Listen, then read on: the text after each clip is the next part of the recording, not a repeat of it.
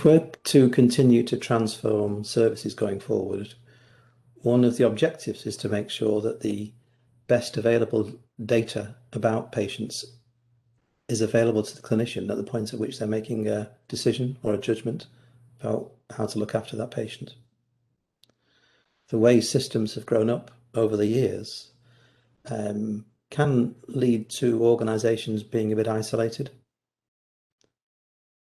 The agenda for joining up records is really saying, at the point of care in the first instance, why can't we make that data that's digitally recorded available to anybody legitimately who's looking after that patient?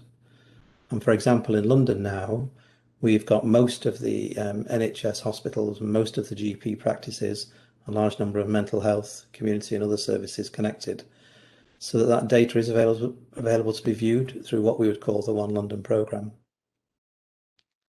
Now, what we need for that is for the people who run organisations across the geography that you're talking about, and London's a big geography, to agree to take a common approach to this. So this comes back to the agenda of standardising at scale and getting the improved efficiencies, but the improved potential for care.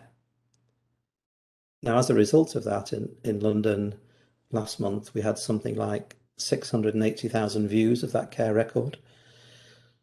So it's running at about 8 to 8.5 million views a year.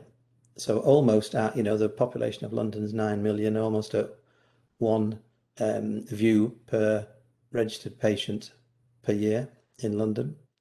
It will carry on doubling. I wouldn't be surprised if in 18 months we were at one view per month, 9 million views a month, the rate that this is now going. But if I can give you one or two little stories. So we have a story of a patient who was admitted while visiting relatives in South London to a hospital that isn't his local hospital, having a heart attack and having some blood tests and being discharged. His GP was in North London. He then went to see his GP a couple of weeks later. The GP was able to see those blood test results from the hospital and was able to appropriately change his medications around underlying diabetes and so on without repeating the blood test locally. Another example might be where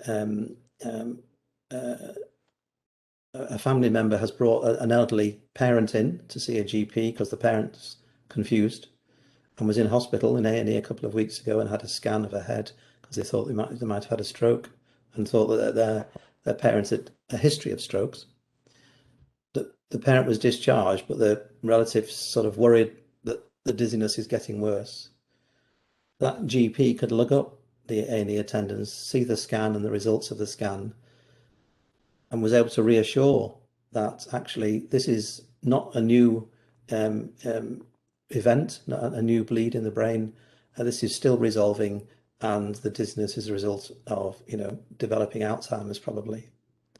So that means that the decision is made more quickly about what that individual needs. We're not wasting resources by asking them to go otherwise back to A&E, which would probably have happened. Now, if you repeat that 680,000 times in a month, just think of all those sort of marginal gains that build up and what that means for a system. So it becomes really important, but you've got to get people to agree to take a common approach.